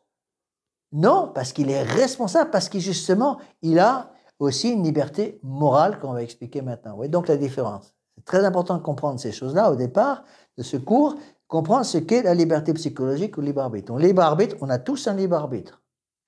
On a tous une possibilité parce que nous avons l'intelligence, une possibilité de nous déterminer vers tel ou tel bien, indépendamment de toute nécessité intérieure. Bon, c'est pas mon instinct qui me pousse, c'est moi qui décide d'aller vers telle ou telle chose. C'est ce qu'on appelle le libre arbitre. Bon. Vous donnez un ordre à un enfant. Est-ce que l'enfant a le libre arbitre d'obéir ou de désobéir à votre ordre? Oui, il sait qu'il a reçu un ordre d'une autorité supérieure à la sienne, l'autorité de sa mère, par exemple, l'autorité de son père. Sa mère lui demandait d'aller ranger la chambre. L'enfant a compris qu'il doit aller ranger la chambre. Est-ce qu'il a le libre arbitre? Ou est-ce qu'il est obligé, comme un robot, d'aller ranger sa chambre? Non. Un robot, vous configurez un robot pour qu'il fasse telle action. Vous voyez, par exemple, une usine automobile, fabrication d'automobiles, pratiquement, il n'y a que des robots, plus que ça. Les grands ingénieurs qui règlent les robots ils font leur travail. Donc la pièce arrive, le robot, il prend la pièce, il la met à tel endroit, il fore des trous à tel endroit, il met les vis à tel endroit. C'est une machine qui fait ça. Est-ce que la machine peut décider? Ah ben, je suis fatigué, aujourd'hui, je ne travaille pas.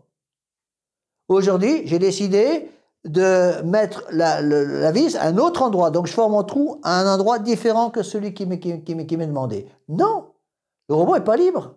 Est-ce qu'un robot a un libre arbitre? Non. Vous avez le pouvoir de décider volontairement de suivre la loi du bon Dieu. Donc, Dieu nous indique sa loi. J'ai le libre arbitre qui me permet ou d'accepter la loi du bon Dieu ou la refuser. Deuxième liberté. Il y a 3 libertés. Deuxième liberté, ce qu'on appelle la liberté morale. Ça veut dire l'usage du libre arbitre. Qu'est-ce que je vais faire de ce libre arbitre? Que je le veuille ou non, j'ai un libre arbitre. D'accord? Parce que j'ai un libre arbitre, je suis donc libre d'accepter ou de... Je ne suis pas un robot. Un robot, par définition, n'a pas de libre arbitre. Qui dit libre arbitre dit liberté d'action. C'est ce que dit ici Monseigneur Lefebvre. Qui dit libre arbitre, liberté psychologique, c'est la même chose. C'est la faculté de me déterminer vers tel ou tel bien indépendamment de toute nécessité intérieure. Réflexe, instinct. Donc c'est le libre arbitre qui fait la dignité radicale de la personne humaine. Un homme, c'est quelqu'un qui a un libre arbitre. Deuxième liberté, l'usage de cette libre arbitre. Bon. C'est-à-dire l'usage bon si les moyens choisis conduisent à l'obtention d'une fin bonne, usage mauvais s'ils n'y conduisent pas. La deuxième liberté, c'est la liberté morale qui me permet volontairement, cette fois-ci, j'ai le pouvoir de choisir le bien ou le mal, je décide de choisir le bien ou le mal. Ce qu'on appelle la liberté morale. Bon, alors ce qu'il faut comprendre, c'est que Dieu nous a donné une liberté morale qui est essentiellement relative au bien. Donc, la liberté, l'usage de ce libre arbitre qu'on appelle la liberté morale, c'est la liberté que nous avons pour obtenir une fin bonne, conforme à la loi divine et à la moralité. C'est un usage bon. Bon, je peux décider, avec la liberté morale qui est la mienne, de pratiquer, faire un acte vertueux. Ou je peux malheureusement aussi décider de pratiquer, de faire un acte qui est un acte pécamineux. Donc, Dieu ne va pas m'obliger, physiquement parlant, à utiliser un couteau de cuisine pour faire le bien avec, couper ma tomate. Si je veux utiliser donc j'ai la possibilité d'utiliser un couteau de cuisine pour couper ma tomate ou pour trancher le cou du voisin, ça c'est le libre arbitre. Et ensuite, je vais décider par moi-même, par l'usage de mon libre arbitre, si j'utilise mon couteau pour couper ma tomate ou pour trancher le cou du voisin. Vous voyez la différence? Alors, si j'utilise mon libre arbitre pour refuser l'obtention d'une fin bonne, je commets un acte mauvais qu'on appelle un péché. À ce moment-là, je tombe dans la licence. Je refuse, si j'utilise mon libre arbitre pour faire le bien, je suis libre. Je suis la liberté qu'on appelle la liberté morale.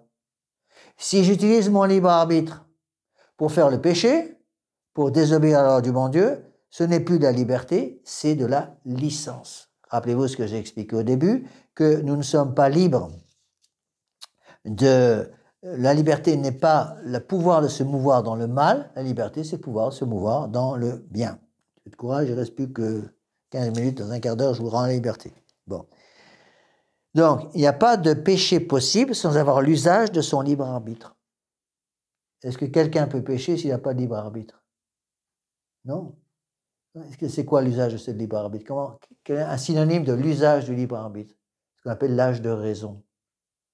Un enfant, est-ce qu'il a l'âge de... un bébé de 2 ans, est-ce qu'il a l'âge de raison? Non. Est-ce qu'il peut commettre un péché? Non, parce qu'il n'a pas de libre arbitre. Est-ce qu'il a un libre arbitre? Est-ce qu'un enfant de 2 ans a un libre arbitre? Oui. De 2 ans. Est-ce qu'il a le libre arbitre? Oui, il a le libre arbitre. Est-ce qu'il a la liberté morale d'utiliser correctement son libre arbitre? Pas encore, parce qu'il a une intelligence qui n'est pas encore développée. Mais il a dans son intelligence le pouvoir de se déterminer vers tel ou tel bien. Et c'est pas passé à l'acte. Il faut que ça passe de la puissance à l'acte. Vous voyez? Donc un enfant de 2 ans est incapable de commettre un péché. D'accord? Donc est-ce que vous pouvez raisonner un enfant de 2 ans? Strictement parlant, non. Bon, vous pouvez donner une petite tape sur les fesses pour lui faire comprendre, ça on ne fait pas. Vous voyez un enfant de 2 ans jouer avec le grand couteau de boucher de la cuisine. Qu'est-ce que dit une maman qui a du bon sens élémentaire? Elle va donner une tape sur les fesses du bébé, tu ne touches pas ça parce que ça coupe. Une maman moderne, qu'est-ce qu'elle va dire? Mon enfant est libre. Et parce que mon enfant est libre, je vais le laisser jouer avec le couteau de boucher?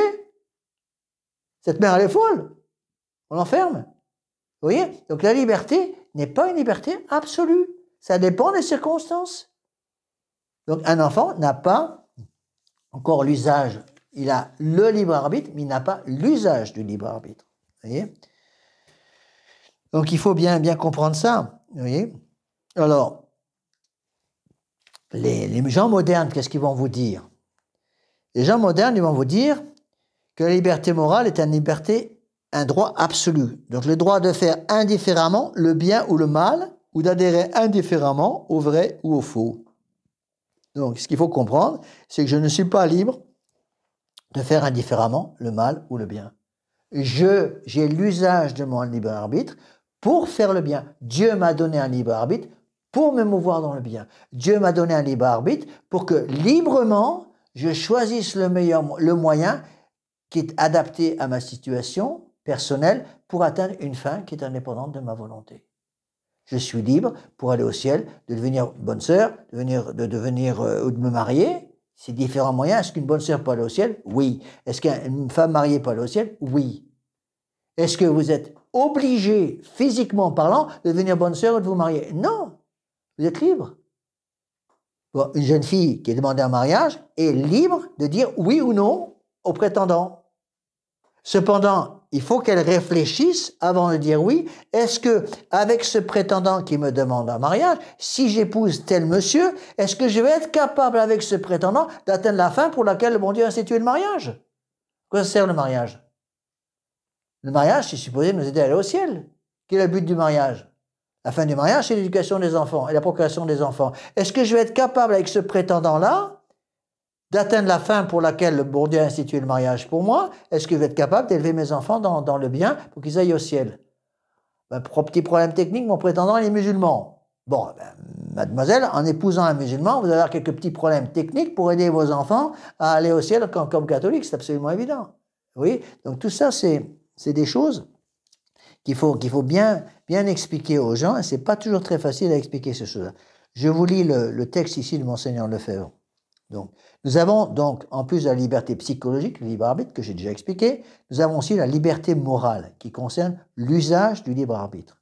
Usage bon si les moyens choisis conduisent à l'obtention d'une fin bonne, usage mauvais s'ils n'y conduisent pas. Vous voyez donc dès lors que la liberté morale est essentiellement relative au bien. Le pape Léon XIII a défini magnifiquement d'une manière très simple la liberté morale, dit-il, la faculté de se mouvoir dans le bien. J'ai déjà expliqué. La liberté morale n'est donc pas un absolu, elle est toute relative au bien, c'est-à-dire finalement à la loi naturelle, à la loi éternelle, traduite dans mon âme par la loi naturelle. Car c'est la loi, d'abord la loi éternelle, qui est dans l'intelligence divine, puis la loi naturelle, qui est la participation à la loi éternelle par la créature raisonnable, et c'est cette loi qui détermine l'ordre posé par le Créateur entre les fins qu'il assigne à l'homme, comme se survivre, se multiplier, s'organiser en société, parvenir à sa fin ultime, pour atteindre le bien final qui est Dieu, et les moyens aptes à obtenir ces fins. La loi n'est donc pas un antagoniste de la liberté, c'est au contraire une aide nécessaire, et il faut dire cela aussi des lois civiles dignes de ce nom.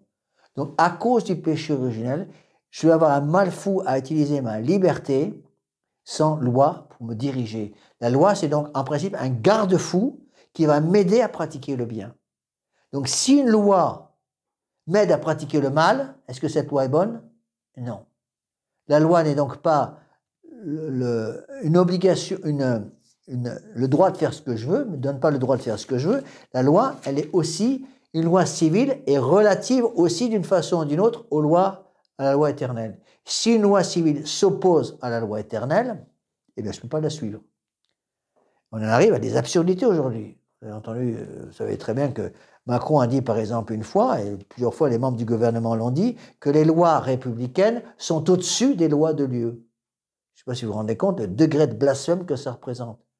Si les lois républicaines sont au-dessus des lois de Dieu, ça veut dire que la République est au-dessus de Dieu. Ça, on ne peut pas accepter ça, c'est bien sûr absolument impossible. Bon. Alors, voilà ce que dit Monseigneur. Sans la loi, Monseigneur Lefebvre, la liberté dégénère en licence, qui est de faire ce qui me plaît. Précisément, certains libéraux faisant de cette liberté morale un absolu, prêche la licence, la liberté de faire indifféremment le bien ou le mal, d'adhérer indifféremment au vrai ou au faux. C'est la définition du libéralisme. Donc si j'utilise mal ma liberté morale, je vais tomber dans le libéralisme. Qu'est-ce que c'est qu'un libéral? Un libéral, c'est quelqu'un qui donne le même droit au vrai et au faux. C'est ça un libéral. L'exemple typique du libéral, c'est Pilate. Pilate qui sait très bien que Barabbas est coupable, il sait très bien que notre Seigneur Jésus-Christ n'est pas coupable, et il dit aux Juifs, lequel des deux voulez-vous que je vous délivre? Barabbas ou notre Seigneur Jésus-Christ? Il sait que Barabbas n'est pas coupable, est coupable, il sait que notre Seigneur est coupable, n'est pas coupable, pardon, donc Barabbas est coupable, notre Seigneur n'est pas coupable, je donne les mêmes droits au vrai et au faux. Ça, c'est le péché. Si au contraire, un juge ignore qui est coupable et qui n'est pas coupable, qui doit donner les mêmes droits au vrai, et qui doit donner les mêmes droits aux deux personnes au début. Oui, tant qu'il ignore qui est coupable, il va faire une investigation pour arriver à savoir qui est coupable et qui n'est pas. Mais une fois qu'il a découvert qui est coupable et qui ne l'est pas, il n'a pas le droit de donner la même liberté aux coupables et aux non coupables. Vous comprenez? Donc, il faut faire attention à ça. Donc, le libéralisme, c'est donc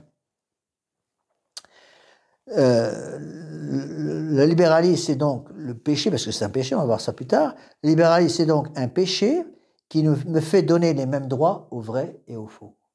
Hein? Voilà pourquoi, là on comprend peut-être mieux maintenant pourquoi le pape Pie IX dit la liberté de conscience, c'est une liberté de perdition. Bon. Donc, la possibilité de faillir au bien et au vrai n'est pas l'essence et la perfection de la liberté, mais la marque de l'homme déchu, donc de l'imperfection. La faculté de pécher n'est donc pas une liberté, mais une servitude. C'est la conclusion de saint Thomas d'Aquin. La liberté de pécher n'est pas une liberté, la faculté de pécher, pardon, n'est pas une liberté, mais une servitude. Tant que je suis libre de perdre Dieu, c'est une servitude. Encore une fois, un élu au ciel n'est pas libre de perdre Dieu. Il n'a pas cette liberté de perdre Dieu. Nous, sur la terre, on a, hélas, la possibilité de perdre Dieu. Pourquoi? Parce qu'on a la faculté de pécher. Est-ce que ça veut dire que j'ai le droit, qu'il faut que j'utilise ma liberté pour faire du n'importe quoi? Non, parce que le bon Dieu m'a donné une liberté pour que je puisse justement aller au ciel. Donc, et c'est ce que dit Saint Jean, chapitre 8, verset 34, « Celui qui commet le péché est esclave du péché. » Lorsque je suis le péché, lorsque je mets ma volonté dans un chemin de péché, je deviens esclave du péché. Est-ce un esclave est libre? Non. Un esclave, il perd sa liberté. Et même celui qui est dans le péché jusqu'au cou, il n'est plus libre du tout. Les gens modernes vont vous dire, vous êtes parfaitement libre de faire ce que vous voulez. Non, c'est faux. C'est pour ça que les gens qui sont parfaitement libres dans le monde moderne, quels sont les gens qui sont vraiment libres? On va expliquer ça avec un exemple, vous comprendrez mieux avec un exemple. Si je suis dans une situation où librement je peux éviter le péché, j'ai la véritable liberté. Donc les gens qui sont vraiment libres sont les gens qui sont capables de ne pas tomber dans la concupiscence des yeux, concupiscence de la chair et l'orgueil de la vie. Quels sont les gens qui sont libres de ne pas tomber dans la concupiscence des yeux, concupiscence de la chair, la concupiscence de l'orgueil? Ceux qui sont protégés par les 3 vœux de pauvreté, chasteté et d'obéissance.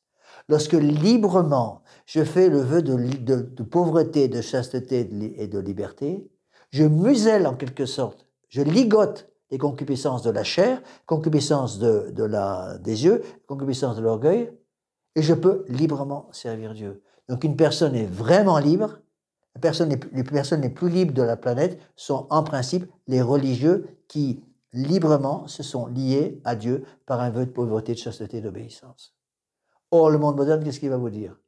Pauvre type, il est dans un couvent, le pauvre, il n'est pas libre. Est-ce que vous croyez quelqu'un qui est incapable de lutter contre la tentation, qui va tomber dans tous les péchés d'impureté, tous les péchés de concupiscence des yeux et l'orgueil, est-ce qu'il est libre? Mais non, il n'est plus libre, parce qu'il est esclave du péché, il est esclave du démon.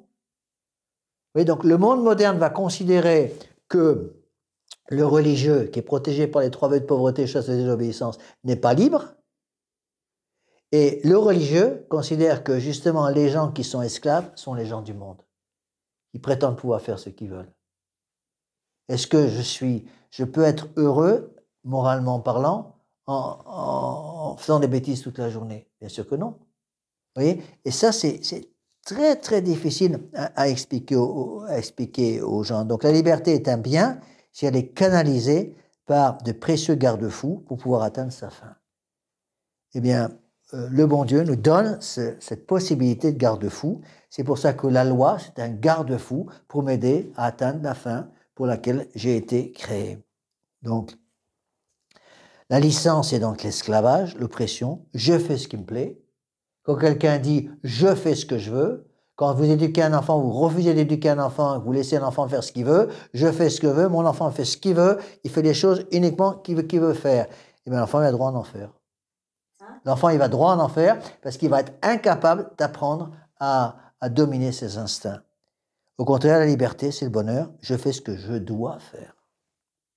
Si je dis « je fais ce que je dois faire », librement, je choisis de faire ce que je dois faire, c'est le chemin du ciel. Si au contraire, je dis « je fais uniquement ce qui me plaît », et que librement, je choisis de faire que ce qui me plaît, au-dessus de la volonté du bon Dieu, à ce moment-là, je me mets sur le chemin de l'enfer. Vous voyez, c'est là que s'exerce la liberté. Vous voyez. Et c'est pas toujours très facile de comprendre ces choses-là. Bon, on va arrêter là parce que je ne vais pas vous garder plus d'une heure et demie, c'est un peu ma règle. Donc on va terminer par une prière. Vous voyez, je reconnais que ce cours qui est très philosophique n'est pas évident. Pour ça, je me permets de répéter ce que je vous ai déjà dit, à savoir que vous avez intérêt, pour ceux qui m'écoutent sur Internet, d'écouter ce cours 2 fois. Première fois, c'est un peu confus, vous le réécoutez une deuxième fois, ou quelques jours, à ce moment-là, c'est plus facile à comprendre. Alors, le prochain cours aura lieu, si Dieu veut, donc le 28, mercredi prochain, 28 septembre. Hein. Je tiens à remercier aussi tous ceux qui sont fidèles au cours. Hein. J'étais vraiment très agréablement surpris de voir qu'on atteint presque les 1000 personnes qui sont connectées pour ce cours. Bon, je suppose qu'il y en a plusieurs qui se sont connectés 2 fois pour suivre le conseil que j'ai donné. Tant mieux, Deo gratias. Espérons que ce cours va aider justement les gens à comprendre ce qu'est la véritable liberté. Et si on comprend ce qu'est la véritable liberté, à ce moment-là, je peux sauver mon âme plus facilement. On va terminer par une prière.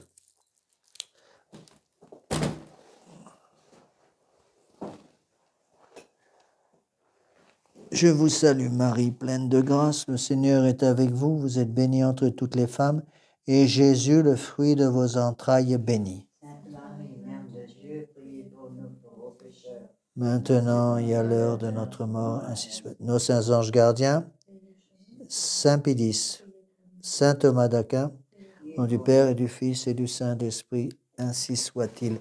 Chut, maman. Te garde silence 2 secondes de plus.